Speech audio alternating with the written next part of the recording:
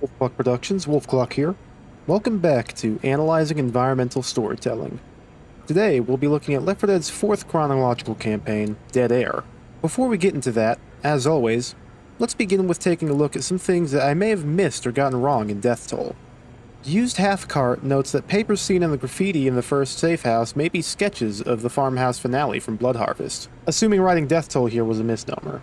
Taking a look at the farmhouse, it doesn't seem to be a match. I also checked the boathouse at the end of Death Toll, and it seemed to not be a match either, unfortunately.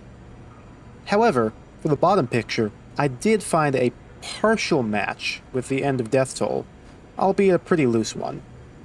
I may see if I can contact one of the original designers at Turtle Rock or Valve to see if they know. Difficulty Tweak points out here that the corpse next to the church bus could very well be the church's original pastor, as very often it's the pastor that actually drives the transportation bus himself. User Eiling points out that I forgot to mention the wanted posters inside the church. With Riverside being a small town, there's a good chance that the church was a common ground for most of the town to go most weeks, making an excellent place for information such as missing people to spread to the rest of the community. It's also very likely the missing people were either killed or turned in the forest surrounding the town in the early days of the infection before anyone knew what was going on. Finally, user QuillTheFox4307 points out that, in all likelihood, the wall of debris was not caused by a gas leak, and was instead created intentionally by the military using the construction vehicles we see nearby as a means of preventing infected from following the evac wave. As always, thank you very much for giving my work a second look over. One more thing before moving on. I just wanted to let everyone know that I will likely be slowing down quite a bit with these videos here onward. Obviously, I will still be finishing the entirety of Left 4 Dead and Left 4 Dead 2, and I also plan to do the Cut Damn It campaign, alongside the Cut Survival levels that came with it. But as you can imagine, 4 of these videos in only around 2 weeks is a bit much, and the last thing I want to do is wind up giving myself burnout on the subject before I've completed the games. In the meantime, if you're looking for more background noise, I've begun releasing extended versions of these videos with the commentary removed, which you can check out in the card here. Now with all that out of the way, let's get started in the 4th campaign of Left 4 Dead, Dead Air.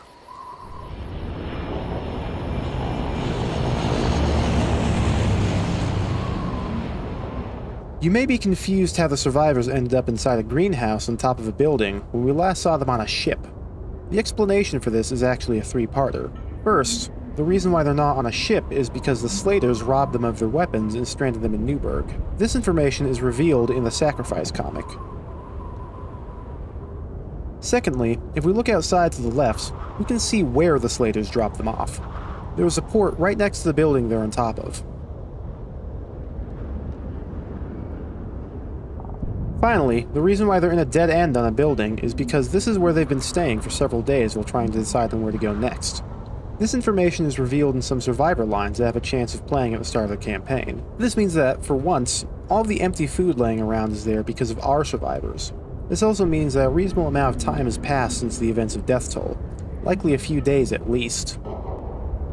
Over here, we find that the roof access door into the greenhouse has been boarded shut. I suspect that, in all likelihood, when they were robbed and stranded, our survivors likely panicked a bit and ran into the nearest building, reaching their way to the top and blocking off the door. Given the Pop-Tarts, beer, cereal, and canned foods at spawn, I suspect that they may have scavenged on the way upstairs. With how few foodstuffs there are, the scavenging was likely either cut short or unfruitful. What I will say with some certainty is that the weapons and health kits at the start were likely scavenged as well, since there's no signs of a struggle or any survivor bodies nearby. If we look across the water from where we start, we can see a dark landmass. Given what we saw at the end of Death Toll, it's a pretty safe bet that this landmass is actually Riverside, and that the body of water we see here is the river that the small town got its name from. Given the fact we can hear the sounds of gunfire outside, as well as the fact that power is still on in many buildings, there's a good chance that the infection hit Newburg a while after it hit Fairfield. I can't say this with certainty, however, as the state of the city is incredibly rough. It is likely that the military has already begun bombing the East Coast, which we'll see more evidence to as we go along. As we reach the first apartment building that we enter, it paints a pretty grim scene. There's a dead body laid across a very long streak of blood. As we enter the apartment, this violent train of terror keeps going. A second body, this time with a missing arm, is situated at the end of another long streak of blood. Entering into the kitchen, we find a woman smashed up against the countertop. Blood is seeping into the tiles in the ground, the wood in the cabinets, and the counter next to her, meaning that she was likely slammed into it and probably either died on impact or shortly after.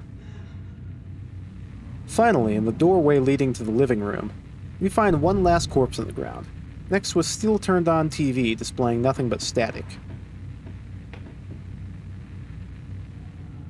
If we check the hallway past the front door to the apartment, we find that not only did these people nail up the door to their neighbor's apartment, room 402, but they also nailed up the door to the stairway, leaving them functionally stranded inside their home in room 401. Here's what I think happened here. These people, either a group of survivors or a family that were already living here before the outbreak, locked themselves in with the hope that they would just be able to outlast the infection. Given just how much food there is everywhere, I suspect that they were initially stocked up and weren't worried about running out anytime soon. However, they made a fatal flaw in assuming their level of preparedness. With a general lack of weapons in this apartment, and boards only covering the doors, none of the windows, this naive group assumed, or hoped, that they'd never have to actually encounter and kill a zombie. At some point, however, they eventually caved and had to smash the windows on either side to start looking for food, as seen by the "Help, Need Food" graffiti. One member of the group went out onto the rooftop closest to the greenhouse, likely to write another SOS message, which was when hell finally broke loose.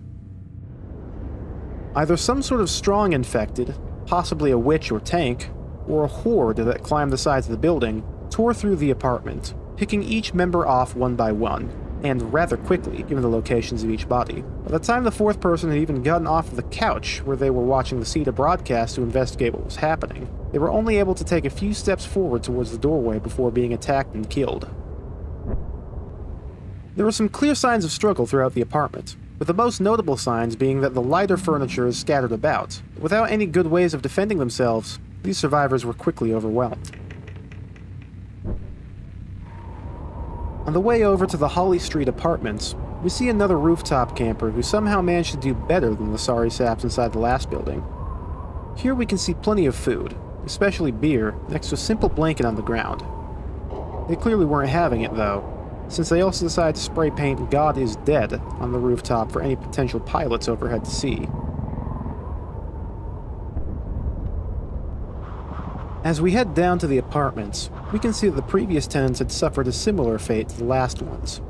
This lady was likely the last person alive when this apartment was swept through. She may have been trying to hold the doors to the rooftop shut before they were blown off on the ground and she was pummeled to death.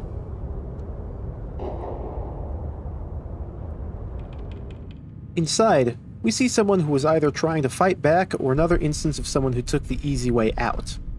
We have a body on top of blood with a pistol spawn location next to their hand.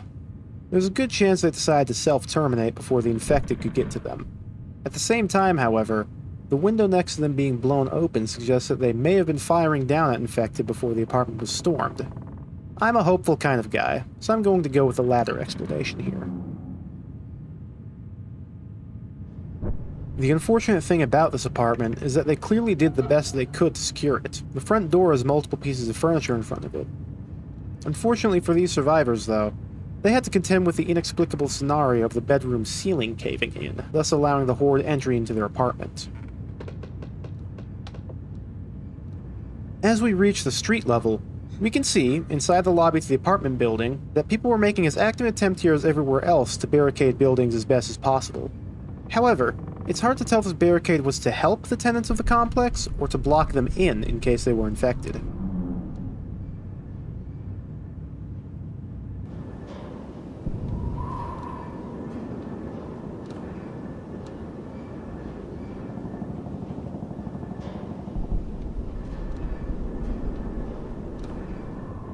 As we enter the hotel, we can see a somewhat odd sight for people who know how elevators work.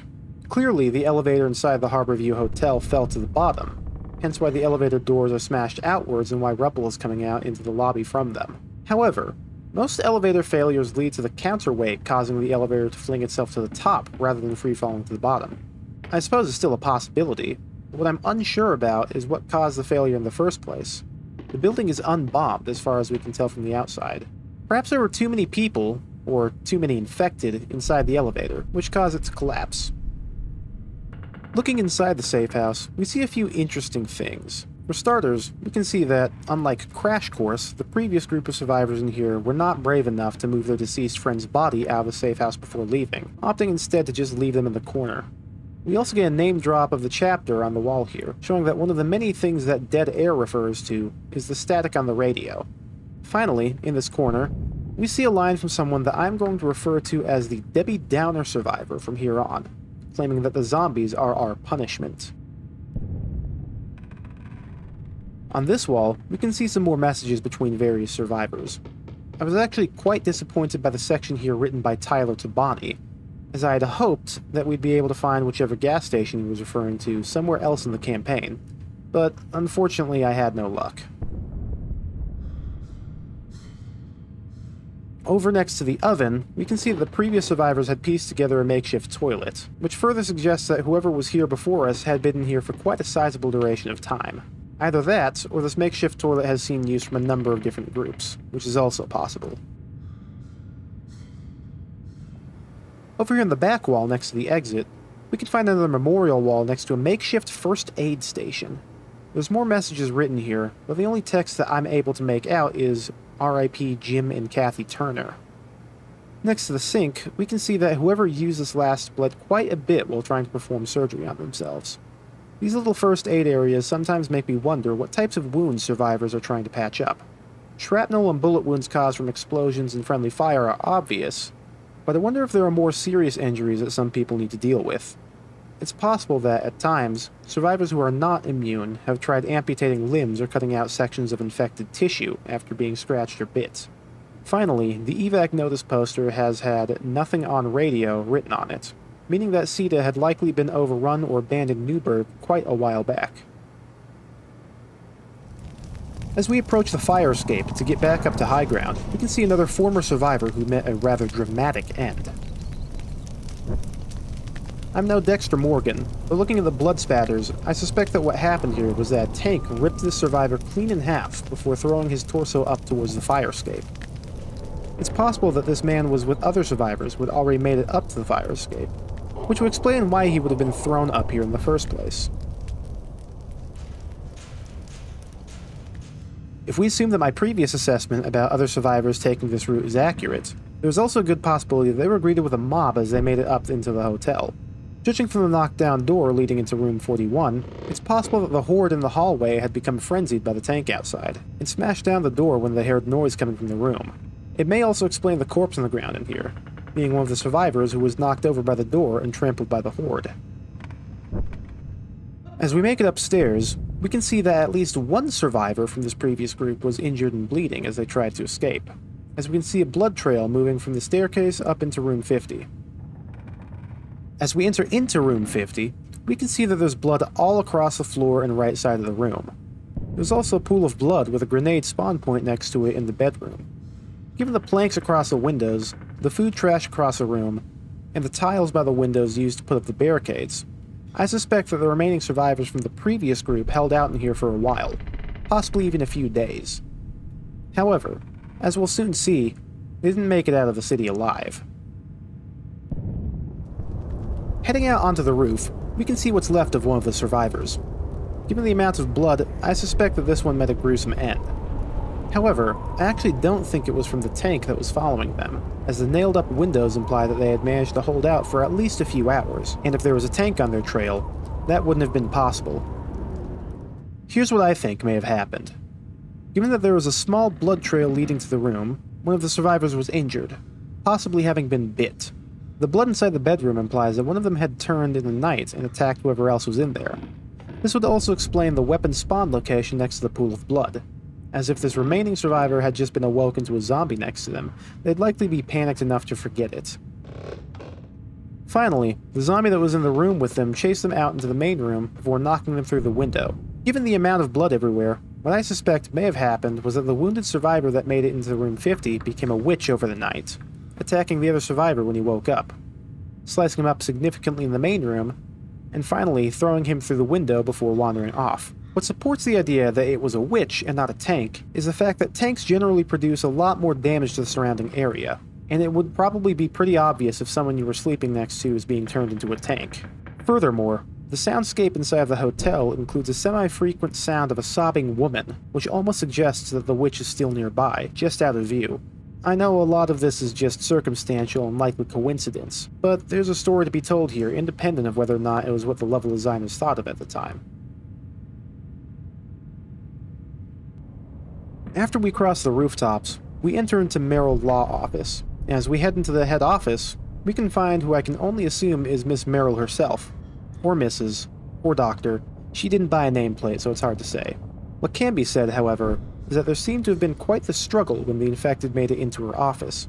Behind the desk, we can see a framed painting toppled down, possibly one that she grabbed from elsewhere to try and defend herself with, since there's another painting on the wall behind the desk. We can also see that something had caused her computer monitor to be thrown to the ground. Finally, we can see some long streaks of blood leading up to her body from the desk to the drink cabinet.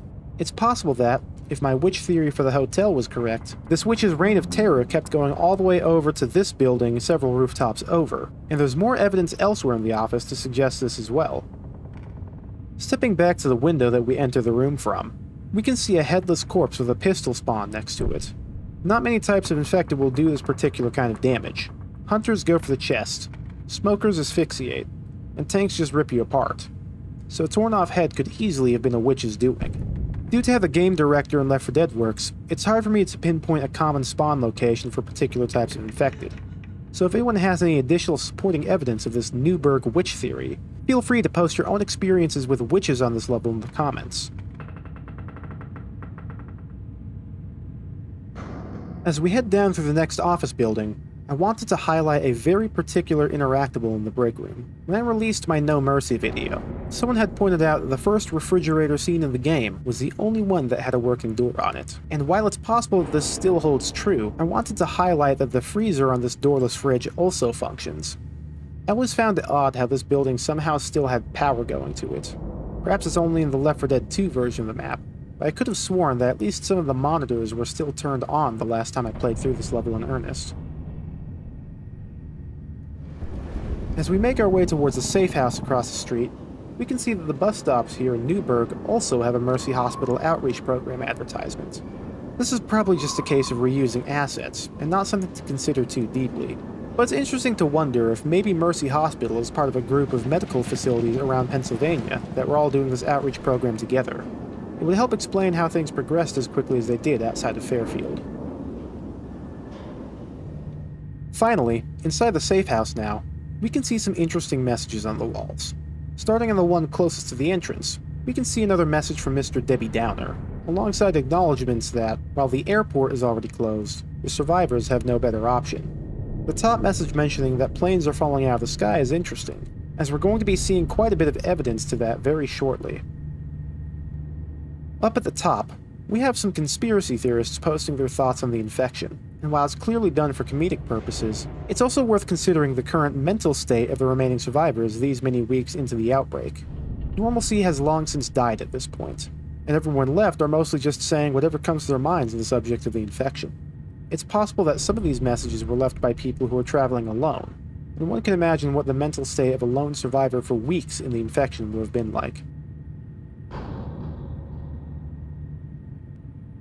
Finally, heading back downstairs, we see that, by the time the safe house was set up, CETA had already quarantined the entirety of Metro International, meaning that survivors at this point were already on their own. If we remember back to the start of the campaign, our group of survivors were in the same boat as everyone else left in the city until they saw the airplane come by for an emergency landing. As we reach the construction site, we find the remains of the previous camp. With the high vantage point, this likely would have been a very solid place to hide out at during those early days of the outbreak before the green flu began to mutate and create special infected.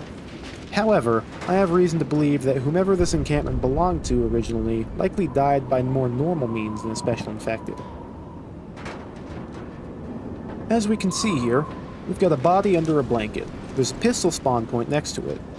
Considering the single sleeping bag, I suspect that whoever was here originally was on their own, and was at some point overwhelmed. It's also possible that they chose the easy way out when they could see the writing on the wall. This leaves the question, however, of who draped the blanket over them, and I think I have an answer for that as well. When we head down to the barricade that we need to destroy, we can see another body of someone who's preparing to clear the path ahead. Given the tied together jerry cans, as well as the gasoline that their body is on top of, it's a pretty safe bet that this was the person that came before us, and was trying to clear the way as well. Given that these are the only two corpses around, and that the way forward is blocked off, I suspect that what happened here is that the man with the gasoline found the body of the first person who was hiding here by the crane, and out of respect, draped a blanket over them before proceeding to set up the jerry cans that we're tasked with destroying, before ultimately being overrun by the horde himself. Considering that would have taken this person some time to find all the jerry cans that we see up here, it's not unlikely that he would have thought about the corpse of the other person here as well, and given them a makeshift funeral. Unfortunately for him, though, the best he can get is a cremation, it seems. As we head towards the power transformers, we can see this upturned portion of the road, and while I mentioned at the start of the video that it seems likely that our previous encounter of a comparable road was likely done intentionally, this one actually does look like it was the result of a gas main bursting. The damage appears to be coming up from the ground, and if we look closely along the sides, we can see that there are actually a multitude of ruptured metal pipes. Assuming that the city has been getting bombed, it would make sense how this could have happened. Speaking of the power transformers, it seems this level actually gives an answer as to how the city still has power despite being so thoroughly destroyed. Somehow, through sheer luck, the transformers have remained completely intact, providing power to a fair portion of the city. As they say, half of everything is luck. Inside the power plant now, we can see there was a pretty significant push from infected to get to the airport. These thick metal doors somehow held up well enough to prevent them from escaping the power plant before some man of security, likely the military, came in from the back door and dispatched the infected. Given the state of these bodies, it seems as though this has likely happened quite a while back, possibly before our survivors were even stranded here in Newburg. The next room over, we see our first pilot. Given the blood and position of the body, it's sort of hard to say what happened to this poor soul to make him meet his end, although the direction of the blood and body almost suggests that there was some sort of strong infected in the bathroom with him. However, given the blown out wall, I think the most reasonable explanation for what happened here was that a tank burst through the wall, grabbed him by the head, and threw him towards the bathroom. As he hit the ground, his head was cracked clean open and his body may have even flipped over entirely, causing him to land in the position that we see here. It's sort of far-fetched, but it's my best guess. As we approach Metro International, there are a few things that I want to point out for the next level. First, keep this van smashed into Terminal A in mind.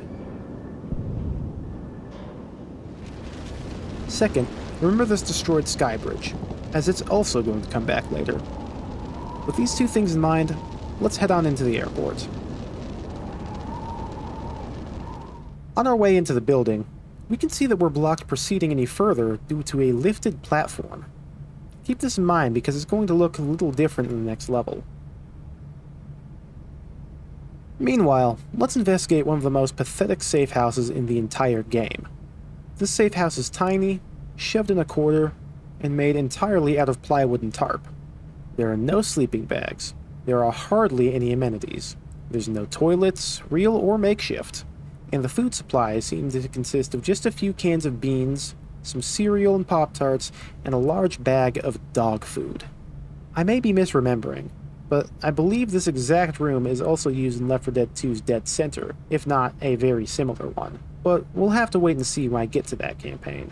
Despite all of this, however, the tally marks on the left wall seem to suggest that people have been in here over a month. Either that, or more likely, these are tally marks for killed infected. The state of this place really helps sell that, unlike the past few chapters where survivors were seemingly only 48 to 72 hours behind the main evac wave, this chapter takes place much later after having been stranded for quite some time. Now, let's talk about one of the most famous wall writings in the entirety of Left 4 Dead, which I think was done by none other than our Debbie Downer survivor. Well, I say let's talk about it, but I honestly don't think there's anything I could say here that would add to this masterpiece, so I'll just leave you all with a moment to look at and appreciate it. As we move on into the airport, we can see a somewhat rare inconsistency between levels. As you can see here, the lifted platform has been replaced with a barricade made up of chairs and luggage. I won't pretend like there's an in-universe storytelling explanation for this, I just figured that I would point it out for you all to take note of. As we head through the conference center, we can find multiple bodies of soldiers, meaning that during the evacuation of the airport, the military had likely commandeered the offices as their base of operations until they were overrun.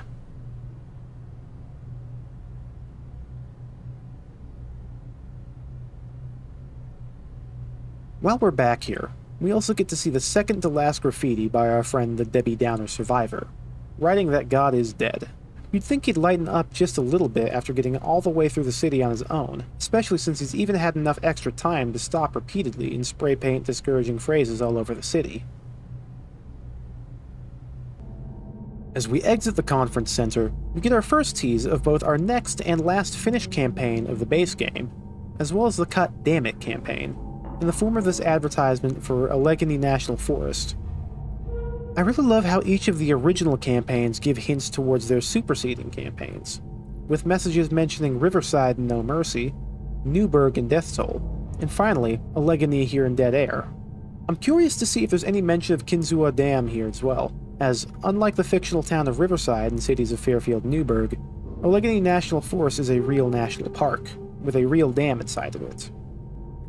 Off to the left, we can actually see the destroyed remnants of the sky bridge that I told you all to keep in mind from the last level.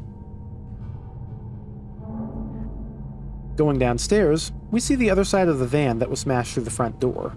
On the ground, we can see that the driver likely smashed through it not out of a sense of wanting to get inside, but because he was likely turning or bleeding out while he was driving.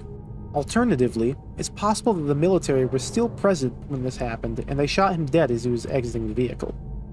Either way, we should be thankful for his poor driving skills, as this van is actually the way that we progress further into the level.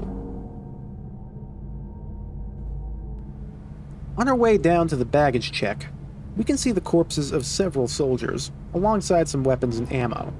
It's clear that the evac operation here was likely a pretty catastrophic failure, as the military-to-civilian ratio likely led to the few soldiers here being overwhelmed pretty quickly. Finally, we have the final resting place of our Mr. Debbie Downer. Situated in front of the last of his disparaging phrases, we can see, in what could be an ironic twist depending on how we interpret the scene, that his own blood goes over his message on the wall. Either he wrote his final message on Earth before taking the easy way out, or he spent too much time writing things to make others feel bad that he was caught off guard and overwhelmed by the infected. Either way, rest in peace to the Debbie Downer of Newburg.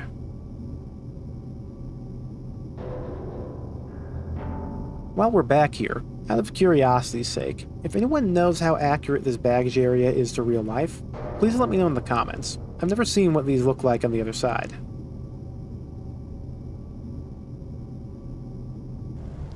As we head past the security checkpoint, we have a very artistic scene in front of us. Lit by the flames of a crashed airplane, we have a corpse leaned up against the base of a statue of Atlas holding up the Earth.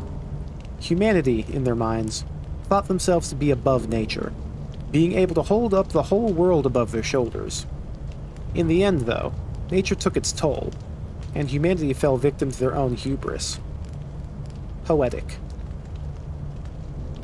So anyway, putting art aside for a moment, here we have a burger tank. I never noticed that this was here before researching for this video, but I believe that this is the first time we've seen one since No Mercy. There's something very nostalgic about seeing an airport modeled after the late O's. I flew a lot as a young child, so I remember back when there were dedicated rooms for payphones, and when all the signs weren't fully digital. There's something oddly comforting about the designs, although it's probably just personal nostalgia talking. Here's a little blink and you'll miss it bit of storytelling in the terminal. When we look at the area just before the final safe house, we can see that there are bullet casings all over the floor, implying that there was a small barricaded holdout point just before the exit down to the runway. I can imagine that the remainder of the military likely used this as a place to regroup before heading out, and as the piles of dead zombies scattered in front of the chairs suggest, they likely had some amount of success in holding out here. It seems that the airport has a thing for some of the worst, most pathetic safe houses in Pennsylvania. Despite that, it still seems like previous survivors used this place for quite some time, as there's once again empty food containers all over the place. Something that I failed to mention earlier, but will bring up here due to it being on the walls, is the signs about wearing face masks. The similarities between Left 4 Dead's masking rules and real life during the pandemic are stunning. The writers and designers really hit the nail on the head.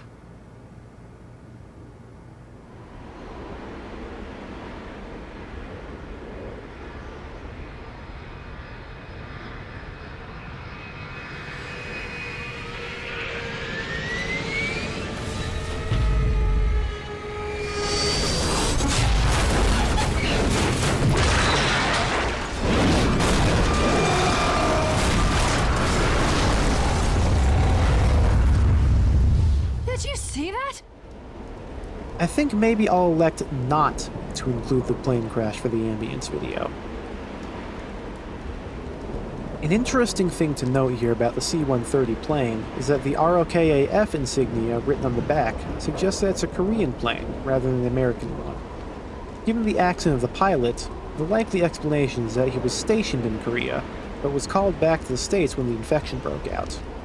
It's also possible that this is a civilian pilot who owned or otherwise came across his plane through some means, although this seems to be less likely. What I can't speak for is why there are 6 plane heads, but only 3 plane tails and only 4 plane wings on the runway, discounting the one that crashes at the start of the level. I also don't have an explanation for why all these planes crash down on the runway, although it's certainly possible that they were all on their way here for the same reason as the C-130, being that they needed to make an emergency landing, either due to infection on board, running out of fuel, or a mixture of both. And the C-130 was the only one that managed to stick the landing. Here, we have the corpse of the pilot's previous flying partner. Since he uses the same model as all other leaning corpses, it's hard to say if this man was also in the Air Force or if he was a civilian. What we can tell, however, is that whatever happened to him happened while he was on the minigun. Obviously, he was keeping in touch with the pilot through the walkie-talkie, and tried to set up the fuel line before bolting to the minigun to try and take care of an oncoming horde before he turned the fuel on. The blood streak suggests that he was mortally wounded at the minigun, and although he tried his best to crawl back and start the fuel back up, he bled out before that happened. It's a shame. These 2 guys were home free but just got unlucky. There's a good chance that what happened was that the sound of the plane landing alerted the horde, and the fueler we see here tried to beat them out instead of waiting for them to disperse, for fear of them trying to get into the plane. Our survivors are lucky that the pilot decided to wait for someone else to show up instead of risking it himself. That about wraps up Dead Air. Join me next time in the new year as we take a look at the last of Left 4 Dead's original campaigns, Blood Harvest. If you enjoyed this deep dive, feel free to like or share. And if you have any suggestions or think I missed anything, feel free to let me know in the comments. As always, I've been Wolf Clock. I will see you in the next video, whenever it may be, and thank you for watching.